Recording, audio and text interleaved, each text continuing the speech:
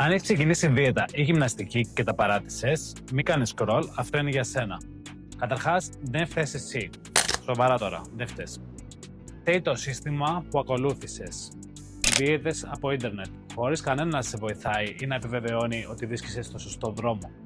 Ή γυμναστήριο με 50 μηχανήματα, άπειρο κόσμο και κανέναν να σε καθοδηγεί για το αν εκτελείς σωστά τις ασκήσεις. Με κίνδυνο πολύ απλά να τραυματιστείς ή να μην έχεις κάποιο αποτέλεσμα.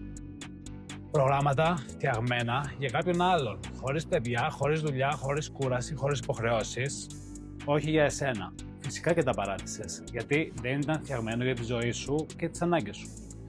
Αυτό που χρειάζεσαι πραγματικά δεν είναι περισσότερη θέληση ή κίνητρο, το motivation που λέμε, είναι ένα σύστημα που δουλεύει, όχι πολλά και χωράει στη ζωή σου.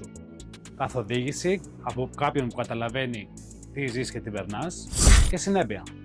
Αν αναγνωρίζεις αυτό που μόλις άκουσες, στείλε μου «Ξεκινάω» στα DMs και θα κάνουμε μια συζήτηση ακριβώς πάνω στις δικές σου ανάγκες. Έχουμε τις λύσεις. Κάνε save αυτό το βίντεο γιατί θα σου χρειαστεί.